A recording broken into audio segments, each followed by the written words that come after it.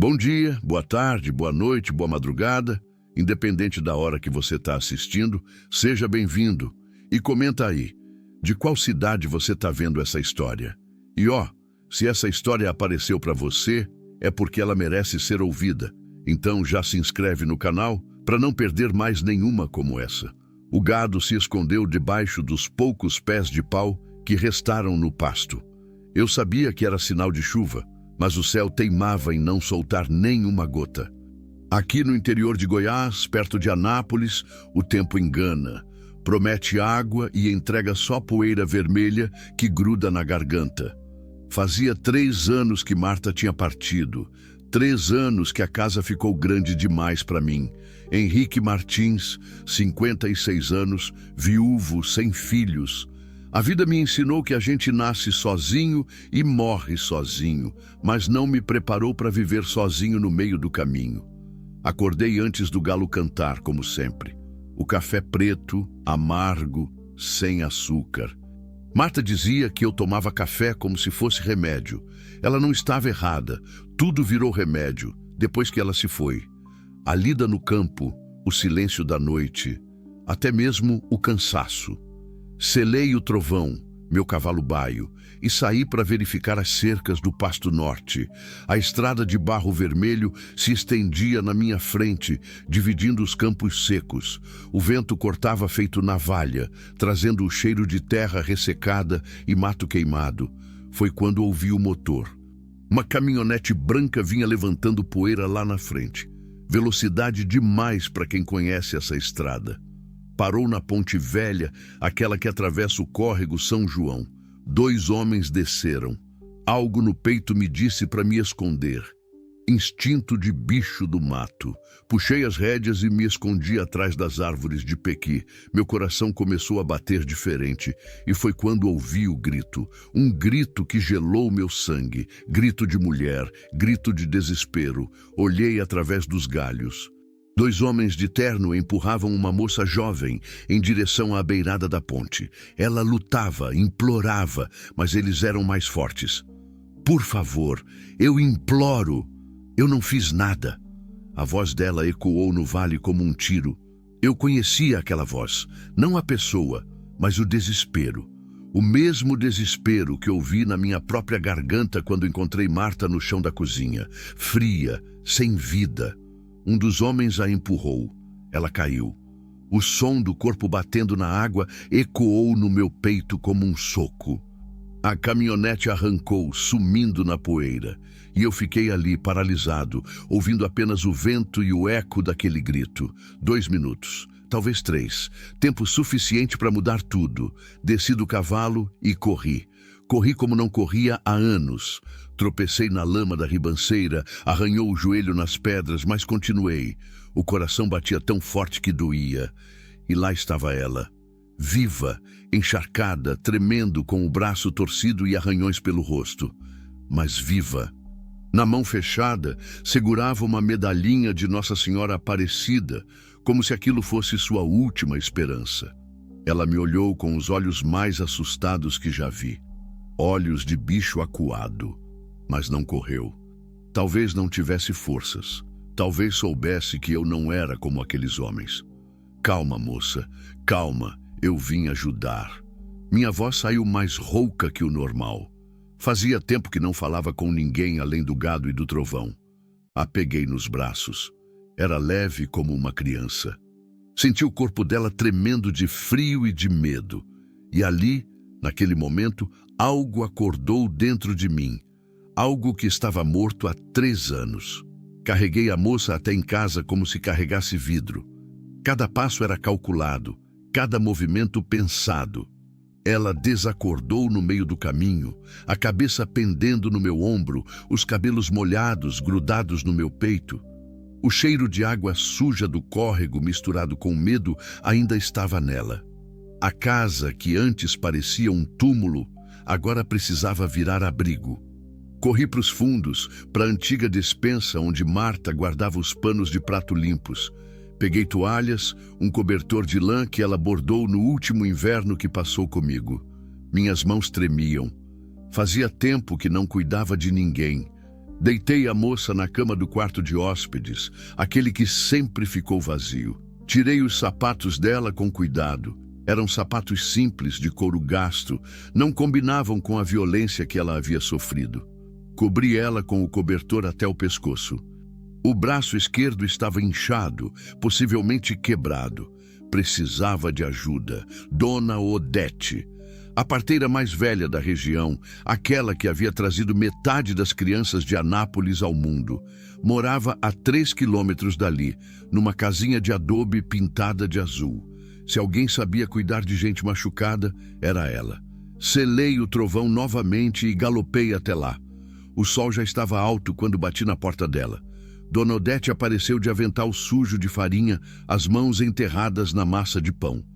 Henrique, que surpresa! Faz tempo que não vem aqui. Dona Odete, preciso da senhora. Urgente. Tem uma moça na minha casa, machucada. Acho que o braço está quebrado. Os olhos dela se estreitaram. Conhecia aquele olhar. Era o mesmo que Marta fazia quando sabia que eu estava escondendo alguma coisa. Que moça, Henrique? De onde veio? Depois eu explico. A senhora pode ir? Ela limpou as mãos no avental e pegou a maleta de couro velho onde guardava os remédios caseiros. Subiram os dois no cavalo, ela na garupa, segurando firme na minha cintura. Durante o caminho, eu sentia o peso do silêncio. Dona Odete não fazia perguntas, mas eu sabia que elas vinham. Na minha cabeça, passava e repassava a cena da ponte. Quem eram aqueles homens? Por que fizeram aquilo? E por que eu, que há 3 anos vivia fugindo de qualquer contato humano, estava ali, correndo atrás de ajuda para uma desconhecida? Quando chegamos em casa, a moça ainda dormia. Dona Odete examinou ela com a paciência de quem já viu de tudo nesta vida. Apalpou o braço, olhou as feridas, verificou se não havia nada mais grave. Braço deslocado, não quebrado. Vai doer uns dias, mas sara. Essas feridas aqui no rosto são arranhões de pedra. Ela caiu em algum lugar com pedregulho. Caiu do córrego São João. Henrique, a voz dela ficou séria. Ninguém cai sozinho do córrego São João. Aquilo lá é raso, não tem onde cair. Respirei fundo. Não tinha como esconder. Jogaram ela da ponte. Dona Odete parou o que estava fazendo. Olhou para mim com uma expressão que nunca tinha visto no rosto dela. Medo misturado com raiva. Quem? 2 homens. Não reconheci. Mentira, Henrique. Você conhece todo mundo aqui. Quem eram? Olhei para a moça dormindo. Tão frágil ali, tão pequena. Dona Odete estava certa. Eu sabia quem eram, ou pelo menos suspeitava. Mas falar significava entrar numa guerra que eu não sabia se estava preparado para enfrentar. Depois a gente conversa sobre isso. Agora ela precisa de cuidado. Dona Odete colocou o braço da moça no lugar com um movimento rápido e preciso. Ela gemeu, mexeu a cabeça, mas não acordou. Depois, a parteira limpou os ferimentos com água morna e aplicou uma pomada que cheirava a arnica. Vai ficar boa, mas precisa de repouso e de comida. Tá magra demais. Quando Dona Odete foi embora, prometi que a chamaria se a moça piorasse. Fiquei ali, sentado na cadeira ao lado da cama, observando ela dormir. A medalhinha de Nossa Senhora Aparecida brilhava no peito dela, subindo e descendo com a respiração. Quem era ela? De onde vinha? Por que alguém faria aquilo com uma criatura tão indefesa? As perguntas rodavam na minha cabeça como urubu em carniça. Mas uma coisa eu sabia. Aquela moça tinha mexido com algo dentro de mim. Algo que eu achava que tinha morrido junto com Marta. Quando o sol se pôs, acendi a lamparina a querosene. A luz amarelada dançava nas paredes, criando sombras que pareciam abraçar a moça dormindo. Pela primeira vez em 3 anos, a casa não parecia vazia. Adormeci ali mesmo, na cadeira. E sonhei com Marta. Ela estava na cozinha, fazendo café, sorrindo para mim. Mas quando acordei, não foi o cheiro de café que senti. Foi o cheiro de medo. A moça estava acordada, encolhida no canto da cama, os olhos arregalados de terror. Ela me olhava como se eu fosse um dos homens que a jogaram da ponte. Calma, moça, calma, eu não vou machucar você. Minha voz saiu mais baixa que o normal. Não queria assustá-la mais do que já estava. Onde eu estou? A voz dela era um sussurro quebrado. Na minha casa. Você está segura? Ela olhou ao redor, reconhecendo o ambiente. Depois olhou para mim, para os meus olhos, e deve ter visto alguma coisa ali, porque o corpo dela relaxou um pouco. Você me salvou. Não era pergunta, era constatação. Como se ela soubesse instintivamente que eu não era uma ameaça. Como você se chama? Luísa Santos. Eu sou Henrique Martins. Esta é minha fazenda. Ela tentou se sentar, mas gemeu de dor. O braço ainda doía. Não força, tá machucado. Obrigada. Ela apertou a medalhinha entre os dedos. Muito obrigada. E foi assim que começou nossa conversa. Devagar, entre pausas de dor e silêncios carregados de medo. Ela me contou que tinha 19 anos, que morava com o pai até ele morrer, 6 meses atrás, que não tinha mais ninguém no mundo. Mas sobre os homens que a jogaram da ponte, ela não falou. Não ainda. Eu via nos olhos dela que tinha mais história ali. Muito mais. E eu tinha tempo. Pela primeira vez em 3 anos eu tinha tempo para alguém além de mim mesmo. 2 dias se passaram antes que Luísa conseguisse se levantar da cama. Eu passava as manhãs cuidando do gado e as tardes sentado na varanda, ouvindo os sons que vinham do quarto. Ela chorava baixinho, achando que eu não ouvia. Mas eu ouvia tudo. Cada suspiro, cada gemido de dor, cada vez que ela chamava por alguém chamado pai no meio do sono. Na 3ª manhã, acordei com cheiro de café. Café de verdade, não aquela água preta e amarga que eu fazia. Desci para a cozinha e lá estava ela, de pé, mexendo uma panela de mingau de fubá. O braço ainda estava imobilizado numa tipóia que eu mesmo improvise com um pano.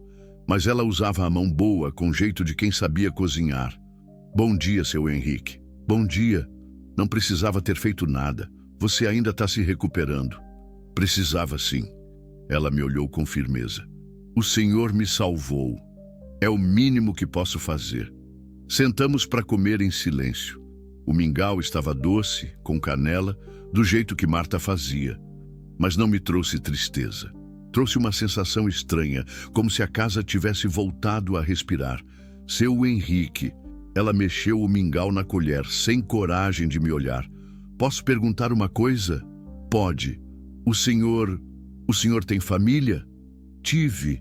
Minha esposa morreu há 3 anos. Câncer. Sinto muito. E você? Só tinha seu pai? Ela parou de mexer o mingau. Os olhos se encheram de lágrimas. Só ele. Minha mãe morreu quando eu nasci. Meu pai criou a gente sozinho.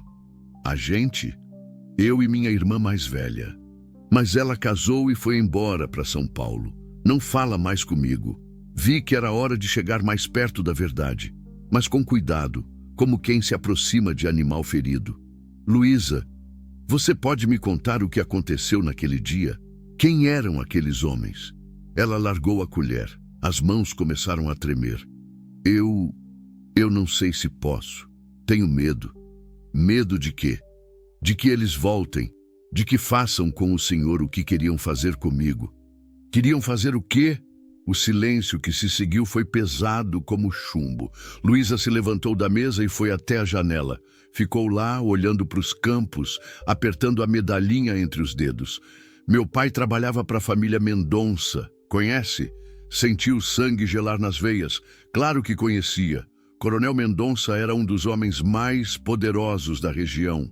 Dono de 5 fazendas, vereador por 3 mandatos, tentáculos em todo lugar que dava dinheiro ou poder. Conheço. Quando meu pai morreu, o coronel disse que ia cuidar de mim, que eu não precisava me preocupar com nada, que ele ia me dar trabalho, casa, comida. Parecia um anjo. Ela deu uma risada amarga. Anjo, que piada.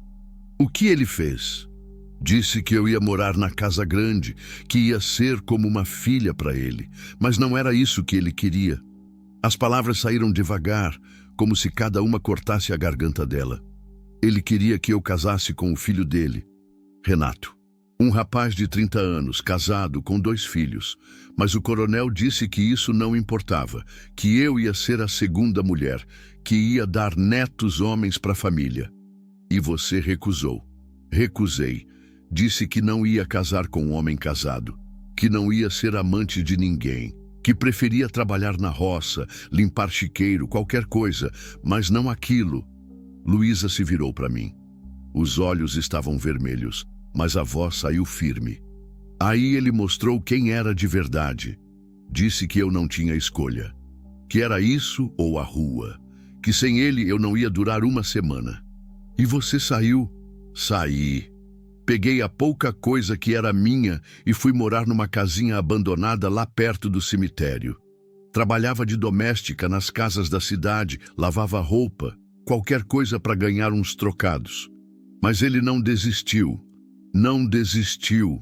Mandou gente atrás de mim, primeiro oferecendo dinheiro, depois ameaçando. Dizia que eu ia acabar mal se não voltasse, que moça bonita sozinha no mundo não dura muito. Ela voltou para a mesa, mas não sentou. Ficou de pé, apoiada na cadeira. Até que semana passada ele mesmo apareceu na minha casa, com o filho e mais 2 capangas. Disse que a brincadeira tinha acabado, que eu tinha 3 dias para aceitar casar ou eles iam me fazer aceitar na força. Jesus Cristo, eu fugi. Peguei a pouca coisa que tinha e saí pela madrugada. Pensei em ir para São Paulo procurar minha irmã, mas não tinha dinheiro para passagem. Fui andando pela estrada pedindo carona. E eles te acharam. Acharam. Pararam do meu lado e disseram que eu ia voltar, querendo ou não, que se não fosse pela boa, ia ser pela má. Me jogaram dentro da caminhonete. Luísa se sentou, finalmente. As lágrimas desciam silenciosas pelo rosto. Eles me levaram até a ponte. Disseram que eu tinha 2 opções: voltar e aceitar casar, ou nunca mais incomodar a família Mendonça. Que moça teimosa demais, às vezes precisa aprender a lição do jeito difícil. E te jogaram. O coronel mesmo disse: vamos ver se você ainda prefere a rua. E me empurrou. Fiquei em silêncio. Dentro de mim, uma raiva que eu não sentia há muito tempo começou a crescer. Raiva daqueles homens, raiva da covardia, raiva da impunidade. Luísa, você tem certeza que eram eles? Tenho. Conhecia todos, o coronel, o filho dele e mais 2 capangas que sempre andam com eles. Você tem como provar? Provar como? Quem vai acreditar na palavra de uma órfã contra a palavra do coronel Mendonça? Ela tinha razão. Eu conhecia aquela realidade. No interior, palavra de pobre não vale nada contra a palavra de rico. Ainda mais quando o rico tem metade dos políticos no bolso. Luísa, você precisa sair daqui. Eu sei, mas não tenho para onde ir. Tem sim. Você fica aqui comigo até a gente dar um jeito nisso. Ela me olhou surpresa. O senhor não entende. Eles são perigosos. Se descobrirem que estou aqui, vão fazer mal para o senhor também. Deixa eu me preocupar com isso. Mas seu Henrique... Luísa, olhei nos olhos dela. Eu vi aqueles homens te jogarem da ponte. Eu vi você quase morrer. Agora você está aqui, na minha casa, segura. E enquanto estiver aqui, ninguém vai machucar você. Ninguém. Ela baixou a cabeça. Quando levantou, tinha algo diferente no olhar. Não era mais medo, era esperança. Por que o senhor está fazendo isso? Não me conhece, não me deve nada. Pensei na resposta. Pensei em Marta nos 3 anos de solidão, no vazio que carregava no peito. Pensei naquela moça, tão nova, tão sozinha, enfrentando o mundo com apenas uma medalhinha de Nossa Senhora como proteção. Porque às vezes a gente encontra pessoas que precisam ser salvas. E às vezes, salvando elas, a gente se salva também. Naquela noite, depois que Luísa foi dormir, fiquei na varanda olhando as estrelas. Lá no fundo, ouvia o som dos grilos cantando, mas também ouvia outro som. O som de uma caminhonete branca passando devagar na estrada, como se estivesse procurando alguma coisa. Ou alguém. Peguei a espingarda que ficava atrás da porta. Tinha a sensação de que nossa paz não ia durar muito tempo. Capítulo 4. A tempestade. A caminhonete voltou no dia seguinte, e no outro. Sempre no final da tarde, passando devagar pela estrada, como o urubu rondando carniça. Eu fingia que estava consertando a cerca, mas meu olho não saía daqueles homens. Eles me viram também. Sabiam que eu sabia. Luísa percebeu meu nervosismo, parou de sair no quintal durante o dia, ficava dentro de casa, sempre perto das janelas dos fundos, pronta para correr para o mato se precisasse. O medo voltou para os olhos dela. Eles sabem que estou aqui, não sabem? Me perguntou na quinta-feira, enquanto descascava mandioca para fazer beiju. Sabem. Eu devia ir embora. Não vai embora coisa nenhuma. Mas por dentro, eu sabia que ela tinha razão. A situação estava ficando insustentável. Coronel Mendonça não era homem de aceitar desaforo. Se ele queria Luísa de volta, não ia desistir fácil. Foi numa sexta-feira de tardinha que eles vieram. Eu estava tirando leite da mimosa quando ouvi o barulho de motor se aproximando. Não era a passada lenta dos outros dias. Era som de quem vinha com pressa, com raiva. 2 caminhonetes pararam na frente da casa. 6 homens desceram. Reconheci o coronel na frente, um homem baixo e gordo, de chapéu de couro e barriga proeminente. Ao lado dele, um rapaz alto e magro que devia ser o filho. Os outros 4 eram capangas, homens duros, acostumados a resolver problemas na base da força. Saí do curral com a espingarda na mão. Não apontei para ninguém, mas deixei bem claro que ela estava ali. Boa tarde, coronel. Boa tarde, Henrique. A voz dele era calma, mas os olhos eram frios como gelo. Vim aqui para resolver um mal-entendido. Que mal-entendido? Você está abrigando uma propriedade minha? Propriedade? A menina, a Luísa. Ela me pertence. Senti o sangue ferver nas veias. Gente, não pertence a ninguém, coronel. Pertence sim. Eu sustentei o pai dela por 10 anos. Paguei remédio, médico, enterro. Agora ela me deve e vai pagar. Ela não deve nada para o senhor. Deve sim. E você vai entregar ela para mim agora, ou vai ter problema. O filho dele deu um passo à frente. Papai, para de conversa. Pega a menina e vamos embora. Levantei a espingarda. Não apontei para ninguém, mas o recado estava dado. Ninguém vai pegar ninguém aqui. Foi quando ouvi a voz dela atrás de mim. Deixa, seu Henrique, eu vou. Luísa tinha saído da casa. Vinha caminhando devagar, o braço ainda na tipóia, a cabeça erguida. Mas eu via o tremor nas mãos. Não vai não. Tenho que ir. Não quero que façam mal para o senhor por minha causa. O coronel sorriu. Um sorriso que não chegava aos olhos. Viu só? A menina tem juízo. Sabe o que é melhor para todo mundo. Luísa, volta para casa. Não posso. Ela me olhou com lágrimas nos olhos. Obrigada por tudo, seu Henrique. Nunca vou esquecer. Ela começou a caminhar em direção às caminhonetes. O coração batia tão forte no meu peito que doía. Não podia deixar aquilo acontecer. Não podia. Luísa, para. Ela parou. Se virou para mim. Você não vai com eles. O coronel perdeu a paciência. Henrique, você está se metendo onde não foi chamado. Essa menina vai comigo querendo ou não. E se você continuar atrapalhando, vai acabar igual ao pai dela. Como assim? Igual ao pai dela? O velho morreu de coração parado, não foi? O sorriso do coronel ficou mais largo. Coração às vezes para quando a pessoa fica muito nervosa, muito assustada. Senti o mundo girando ao meu redor. Ele estava dizendo que você matou o pai dela. Eu não matei ninguém. O homem morreu sozinho, mas morreu sabendo que a filha ia ficar bem cuidada, que ia ter futuro garantido na minha família. Luísa soltou um grito de dor pura, de desespero. Correu de volta para perto de mim. Você matou meu pai. Assassino, maldito. Calma, menina. Teu pai estava velho mesmo, era questão de tempo. Ela tentou se jogar em cima do coronel, mas eu a segurei. Estava fora de si, gritando, xingando. Todo o ódio que ela guardava estava saindo de uma vez. Foi quando o filho do coronel perdeu a paciência, sacou uma pistola. Chega dessa palhaçada. Vamos levar a menina logo. Guarda essa arma, moleque. Não vou guardar nada. Vocês dois vão parar de enrolação e... O tiro ecoou no vale como um trovão, mas não foi a pistola dele que disparou. Foi minha espingarda. Acertei bem no chão entre os pés dele. A terra voou. Ele pulou para trás, quase caiu. A pistola voou longe.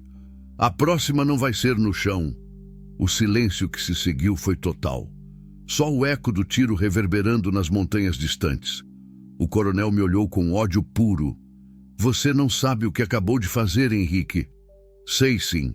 Defendi minha propriedade. Defendi uma moça indefesa.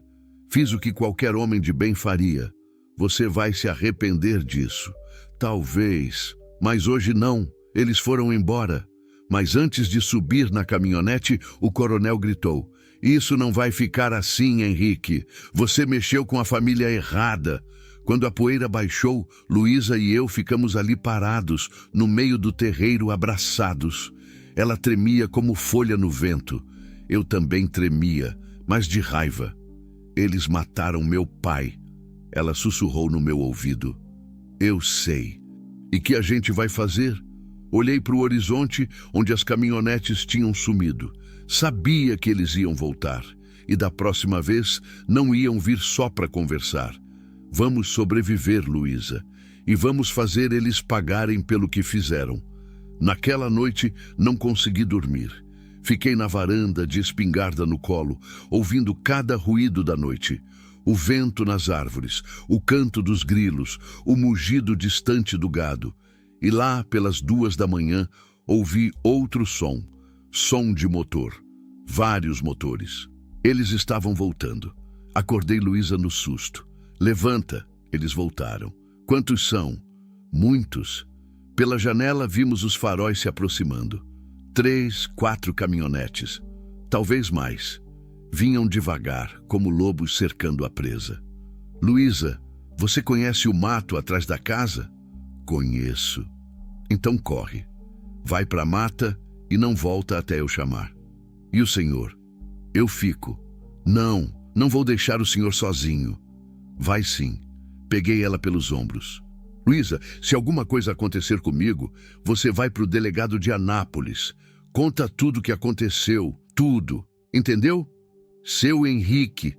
Vai. Ela correu para os fundos da casa. Ouvi a porta da cozinha batendo. Segundos depois, o ruído dela se perdendo na mata. As caminhonetes pararam na frente da casa. Muitas vozes, muitos homens, alguns bêbados pelo tom das conversas. Alguém bateu na porta, com força. Henrique, abre essa porta! Era a voz do coronel, mas diferente, mais grossa, mais perigosa.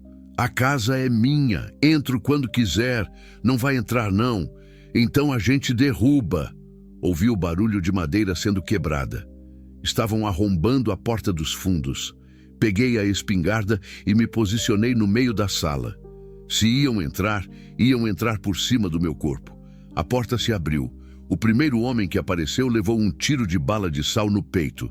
Saiu correndo, berrando. Filho da mãe. Ele atirou em mim.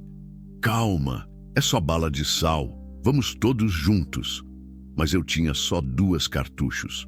Quando eles descobrissem isso, estava perdido. Foi quando ouvi um som que nunca vou esquecer. Sirene de polícia. Os homens pararam. Sussurraram entre eles. Alguém gritou, polícia, todo mundo pro mato. Em segundos, ouvi o barulho de caminhonetes arrancando, de homens correndo, de confusão total. Quando tudo ficou quieto, senti as pernas tremendo. Sentei no chão, encostado na parede. Estava vivo. Não sabia como, mas estava vivo. A porta da frente se abriu. Entrou um policial militar que eu conhecia. Sargento Pereira, homem bom, honesto. Seu Henrique, tá tudo bem? Tô vivo. Dona Odete ligou pra gente. Disse que tinha visto muita movimentação suspeita aqui. Veio correndo para avisar na delegacia. Dona Odete, a parteira. Ela tinha percebido o perigo e chamado ajuda. Onde está a moça? Perguntou o sargento. No mato, escondida. Saí nos fundos e gritei. Luísa, pode vir. A polícia chegou. Ela apareceu entre as árvores, suja de terra, com folhas no cabelo, mas viva, inteira. Correu para mim e me abraçou como se fosse a última pessoa no mundo. Pensei que eles tinham matado o senhor. Ainda não, menina, ainda não. Naquela madrugada contamos tudo para o sargento Pereira. Ele ouviu em silêncio, tomando notas. Quando terminamos, ele balançou a cabeça. Isso é caso para a Polícia Federal. Coronel Mendonça tem tentáculo em todo lugar. Mas vocês têm minha palavra. Enquanto eu estiver nessa região, nada vai acontecer com vocês. Quando o sol nasceu, Luísa e eu estávamos sentados na varanda, olhando a claridade dourada se espalhando pelos campos. Estávamos vivos, estávamos juntos, e pela primeira vez eu sentia que não estava sozinho no mundo. Seu Henrique? Fala, menina. Obrigada por não ter me entregado para eles. Não precisa agradecer. Preciso sim. O Senhor arriscou a vida por mim. Olhei para ela, tão nova, tão corajosa, enfrentando o mundo com apenas uma medalhinha de Nossa Senhora como proteção. Luísa, você é forte demais para se entregar para os outros. Não deixa ninguém te quebrar. E se eles voltarem? Se voltarem, a gente enfrenta. Juntos. Ela sorriu. O primeiro sorriso verdadeiro que vi no rosto dela. Juntos. Naquele momento, soube que minha vida tinha mudado para sempre. Não era mais um homem sozinho, esperando a morte chegar. Era alguém que tinha pelo que lutar. Alguém para proteger. Alguém que me fazia lembrar que ainda havia bondade no mundo. A guerra contra o Coronel Mendonça estava só começando, mas eu não estava mais sozinho para enfrentá-la. Capítulo 5. O preço da verdade. 3 semanas se passaram em silêncio. O coronel sumiu como cobra no mato. Suas caminhonetes não apareceram mais na estrada. Mas eu sabia que aquilo era calma antes da tempestade. Homem como ele não esquece, não perdoa. Luísa floresceu naquelas semanas. O braço sarou completamente. Os arranhões viraram só lembranças na pele. Ela cuidava da casa como se fosse dona, plantou um canteiro de temperos atrás da cozinha, costurou cortinas novas para a sala. A casa, que antes parecia um túmulo, agora tinha vida. Nas manhãs, ela acordava antes de mim e fazia café. Nas tardes, me ajudava com o gado. Nas noites, sentávamos na varanda e conversávamos. Ela me contava histórias do pai, eu contava histórias da Marta. Aos poucos, nossa dor foi se misturando e se tornando algo menor, algo suportável. Mas foi numa quinta-feira de agosto que tudo mudou. Eu estava consertando a porteira do curral quando vi Dona Odete vindo pela estrada. Vinha apressada, o rosto preocupado. Quando chegou perto, vi que ela chorava. Henrique, graças a Deus que encontrei vocês. O que foi, Dona Odete? É o sargento Pereira. Ele morreu. Senti o mundo desabar. Como assim morreu? Encontraram ele na estrada de Anápolis. Capotou o carro numa curva. Dizem que foi acidente, mas não foi acidente. Todo mundo sabe que não foi. Ele vinha investigando umas coisas do coronel, fazendo perguntas, pedindo documentos. Ontem mesmo ele me disse que tinha descoberto coisas graves. Luísa apareceu na porta da casa, viu nossa expressão e veio correndo. O que aconteceu? Mataram o sargento Pereira. A cor sumiu do rosto dela. Então eles vão voltar. Vão voltar sim, disse Dona Odete. E agora não tem mais ninguém para proteger vocês. O novo sargento que chegou é apadrinhado do coronel. Sentei na cerca, tentando organizar os pensamentos. Sem o sargento Pereira, estávamos sozinhos. Pior que sozinhos, estávamos marcados.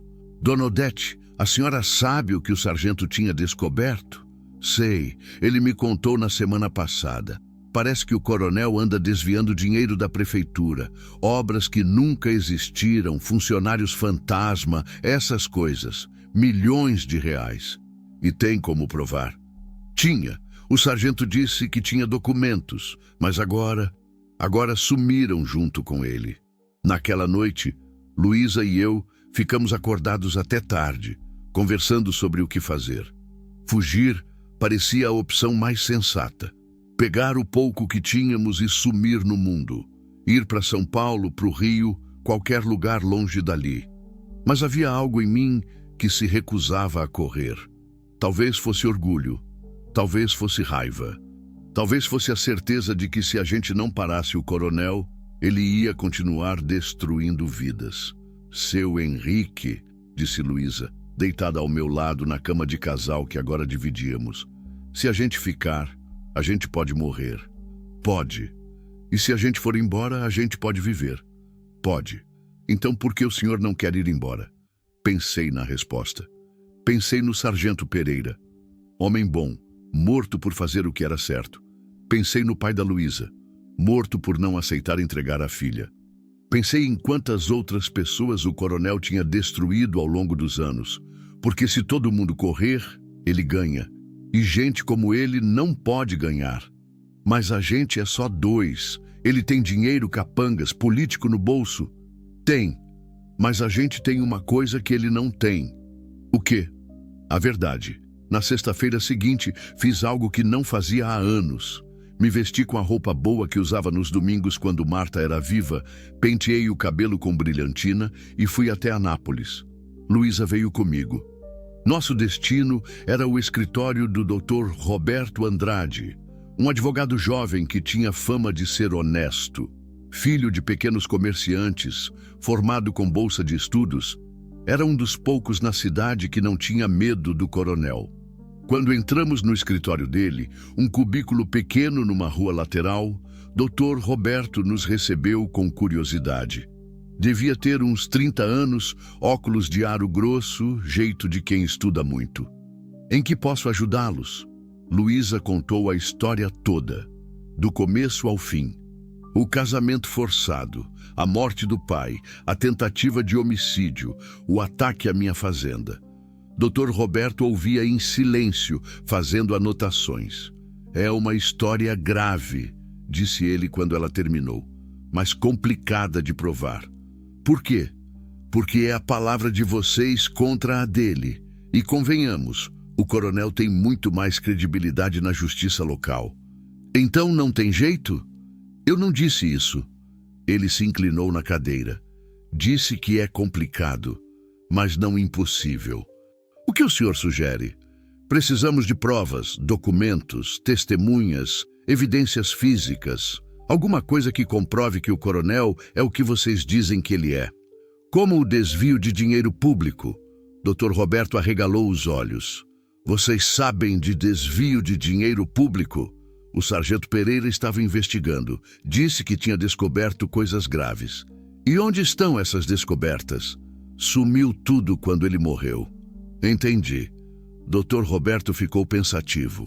Mas se o sargento descobriu uma vez, significa que as evidências ainda existem. É só saber onde procurar. O senhor toparia nos ajudar? Toparia. Mas precisam entender, se a gente mexer com o coronel Mendonça não tem volta. É guerra total. Olhei para Luísa. Ela me olhou de volta. Nos olhos dela vi a mesma determinação que sentia no peito. A guerra já começou, doutor. A gente só quer a chance de revidar. Saímos do escritório com um plano. Doutor, Roberto ia investigar os contratos da prefeitura dos últimos 5 anos. Ia procurar irregularidades, obras fantasma, licitações fraudulentas. Luísa e eu íamos procurar testemunhas. Pessoas que tinham sido prejudicadas pelo coronel, mas que nunca tiveram coragem de falar. Não ia ser fácil. No interior, a lei do silêncio é sagrada.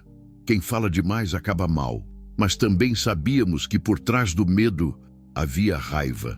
Muita raiva acumulada. Precisávamos só dar um empurrãozinho para ela vir à tona. Começamos pela Dona Conceição, uma senhora de 70 anos que morava numa casinha na beira do rio. Ela tinha perdido o marido numa obra do coronel. Oficialmente foi acidente de trabalho. Não oficialmente, foi negligência pura. Eu sei que foi culpa dele, disse Dona Conceição, servindo café numa xícara descascada. Meu Antônio me contou que a obra era porqueira. Cimento fraco, ferro velho, tudo para economizar. Quando a parede desabou, matou 3 homens. A senhora denunciou? Denunciei. Mas o coronel disse que ia cuidar da família dos mortos. Deu uma pensãozinha para cada uma. Insignificante, mas era melhor que nada. E agora? Agora, a pensão acabou. Dizem que não tem mais dinheiro. Mas eu vejo o coronel construindo casa nova, comprando carro novo. Dinheiro tem. Pro que interessa a ele, sempre tem. Dona Conceição aceitou dar depoimento. Foi a primeira de muitas. Nos dias seguintes, percorremos a região inteira. Conversamos com ex-funcionários da prefeitura demitidos sem justa causa, com comerciantes que tiveram que pagar propina para conseguir alvará, com famílias expulsas de suas terras para dar lugar aos empreendimentos do coronel. A cada depoimento, o retrato ficava mais claro. Coronel Mendonça não era só um homem poderoso, era um criminoso, um bandido de gravata que roubava dos cofres públicos e pisava em qualquer um que atrapalhasse seus negócios. Mas foi quando conversamos com seu Ademir, ex-contador da prefeitura, que tivemos a revelação mais importante. Eu tenho as provas, disse ele, olhando para todos os lados como se alguém pudesse estar escutando. Guardei cópia de tudo antes de ser demitido. Sabia que um dia ia precisar. Que tipo de provas? Planilhas falsas, notas fiscais de empresas que não existem, transferências bancárias suspeitas. Tudo. Por que o senhor nunca denunciou? Porque tenho família. Tenho medo. Mas depois do que aconteceu com o sargento Pereira, o senhor toparia entregar essas provas para o Dr. Roberto? Seu Ademir ficou em silêncio por longos segundos. Quando falou, a voz estava trêmula. Se vocês garantirem que minha família vai ficar protegida, eu entrego. Garantimos. Naquela noite, voltamos para casa com uma pasta cheia de documentos. Provas suficientes para colocar o coronel na cadeia por décadas. Mas também sabíamos que a partir daquele momento não havia mais volta. Luísa, disse eu, guardando os documentos num esconderijo atrás do fogão a lenha. Você tem certeza que quer fazer isso? Tenho. Ela segurou minha mão. Meu pai merece justiça. O sargento Pereira merece justiça. E todas aquelas pessoas que a gente conversou merecem justiça. Pode dar errado. A gente pode perder tudo. Já perdemos tudo uma vez e sobrevivemos. Se for preciso, sobrevivemos de novo. Olhei para aquela moça de 19 anos, tão nova e ao mesmo tempo tão sábia. Em poucos meses ela tinha me ensinado que viver não é só respirar, é lutar pelo que é certo, é proteger quem precisa ser protegido, é não abaixar a cabeça quando a injustiça bate na porta. Então vamos até o fim. Vamos até o fim. Na segunda-feira seguinte, Dr. Roberto protocolou a denúncia no Ministério Público Federal. Era um dossiê de 200 páginas, com provas detalhadas de corrupção, peculato, formação de quadrilha e homicídio. O nome do coronel Mendonça estava em cada página. Quando a notícia chegou aos ouvidos dele, na terça-feira, a reação foi imediata. Às 8 da noite, estávamos jantando quando ouvimos o barulho de motores. Muitos motores. Olhei pela janela e vi pelo menos 10 caminhonetes cercando a casa. Luísa, vai para o quarto e se tranca. Não vou deixar o senhor sozinho. Vai! Ela obedeceu a contragosto. Peguei a espingarda e me posicionei na sala. Desta vez, não havia sargento Pereira para me salvar. Desta vez, eu estava por conta própria. Alguém gritou lá fora. Henrique, você tem 10 segundos para entregar os documentos. 10 segundos? Não tenho documento nenhum. Mentiroso, 5 segundos. Podem contar até 1000. Não vou entregar nada. O silêncio que se seguiu foi mortal. Sabia que eles iam atacar. Sabia que desta vez eles não vinham só para conversar. Foi quando ouvi o som que me salvou. Helicóptero. Um helicóptero da Polícia Federal pousou no meio do terreiro, levantando uma nuvem de poeira. 10 homens saltaram, todos armados, todos com coletes à prova de bala.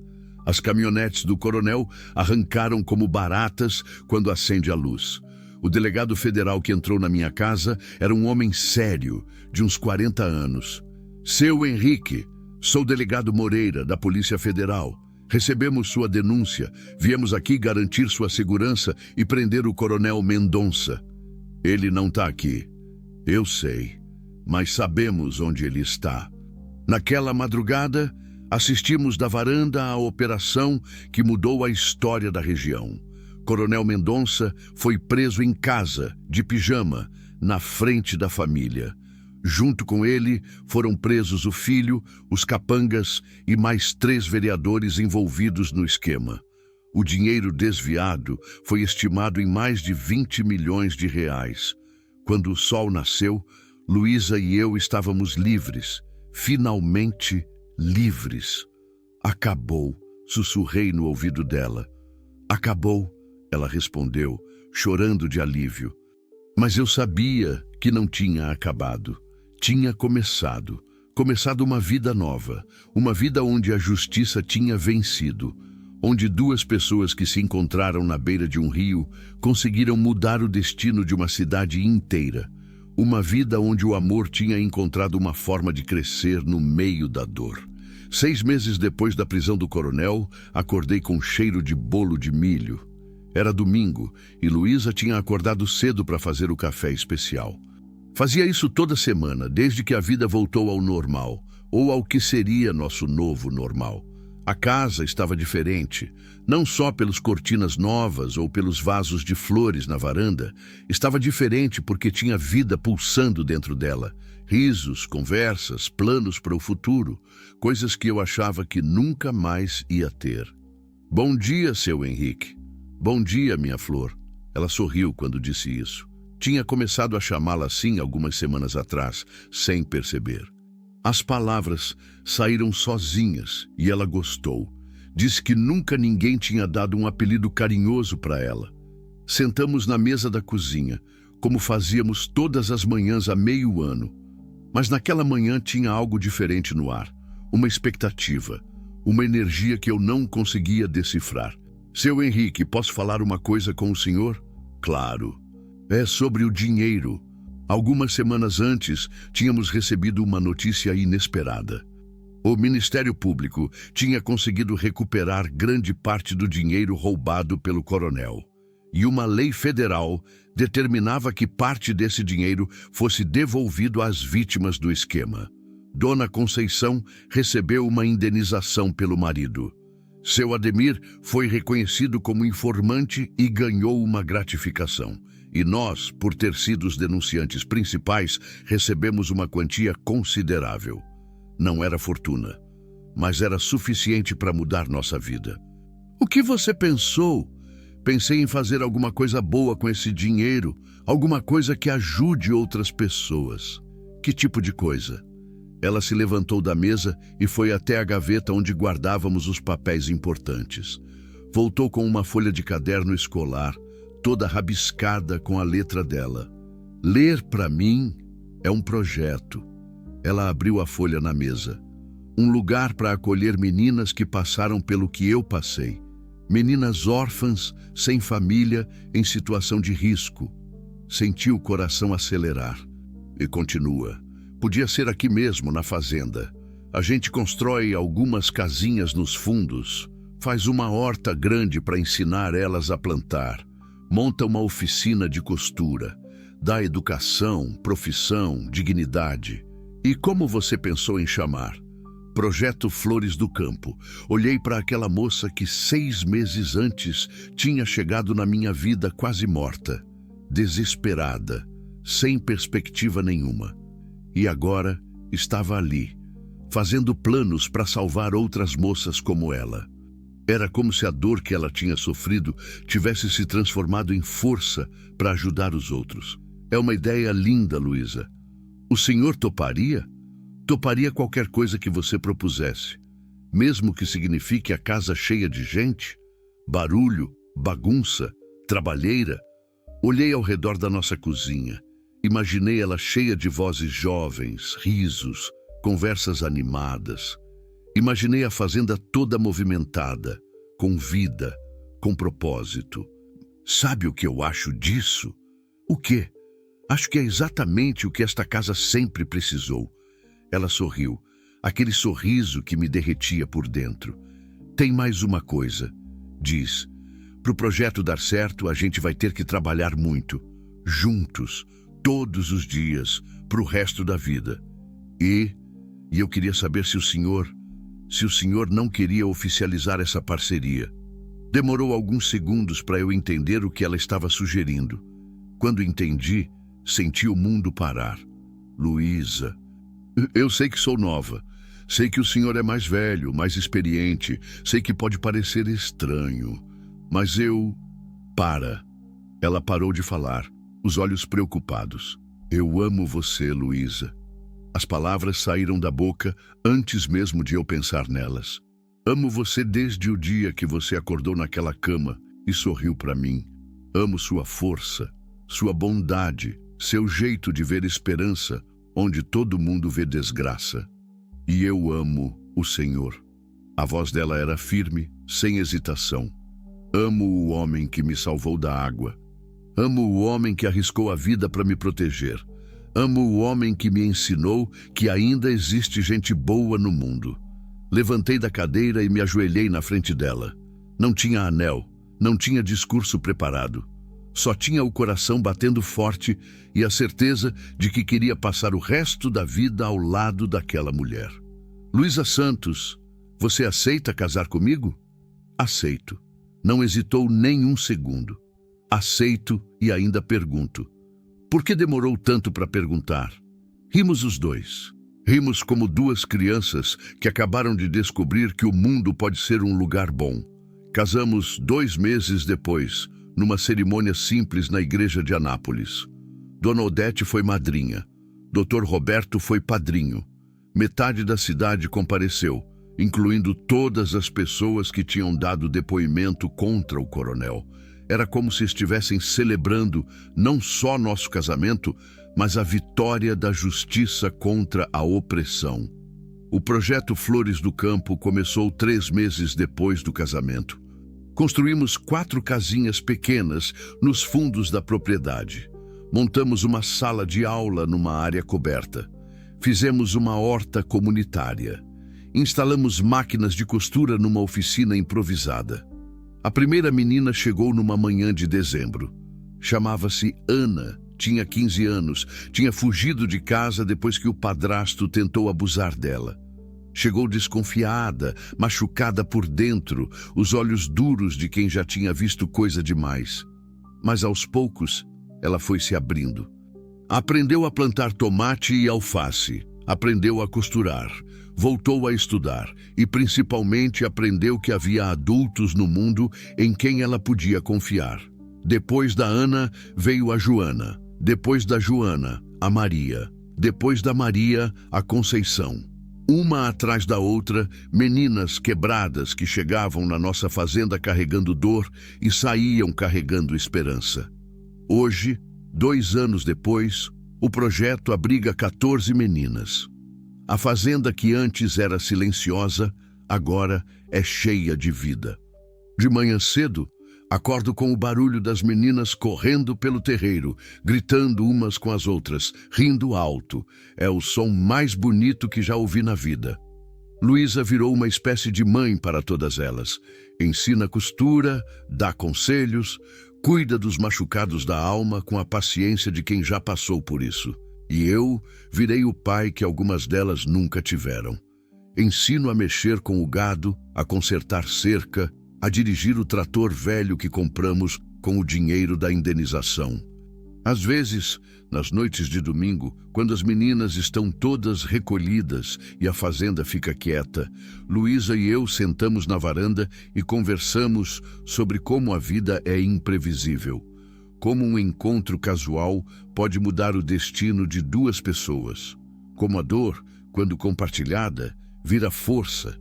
Como o amor pode brotar nos lugares mais inesperados. Lembra do dia que a gente se conheceu? Perguntou ela numa dessas noites, a cabeça encostada no meu ombro. Mas como esquecer? Se alguém me dissesse naquele dia que eu ia ser feliz, que ia ter uma família, que ia ajudar outras meninas a recomeçar, eu ia dizer que a pessoa estava louca. E eu, se alguém me dissesse que ia voltar a amar, ia dizer a mesma coisa. O senhor acha que foi coincidência a gente se encontrar daquele jeito? Olhei para o céu estrelado. Lembrei da Marta, que sempre dizia que não existia coincidência, só destino se arrumando. Lembrei do pai da Luísa, que morreu acreditando que a filha ia ficar bem. Lembrei do sargento Pereira, que morreu lutando pela justiça. Não sei se foi coincidência, mas sei que foi a coisa mais importante que já aconteceu na minha vida. Na nossa vida. Na nossa vida. Naquela noite, Luísa me deu uma notícia que mudou tudo de novo. Estava grávida. Íamos ter um filho. Uma criança que ia crescer numa casa cheia de amor, numa fazenda cheia de meninas que ela ia chamar de irmãs, num mundo onde justiça e bondade tinham vencido o medo e a maldade. Como a gente vai chamar? Perguntei, com a mão na barriga ainda lisa dela. Se for menina, Esperança.